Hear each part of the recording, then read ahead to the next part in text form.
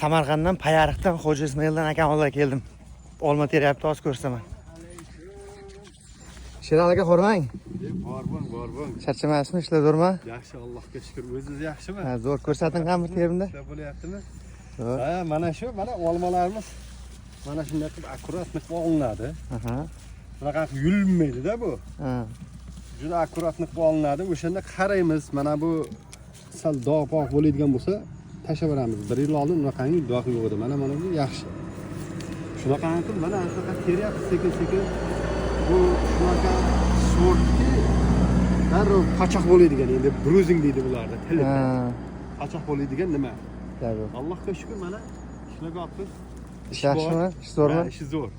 Nechinchi yil kelishingiz? 2-yil. 2-yil.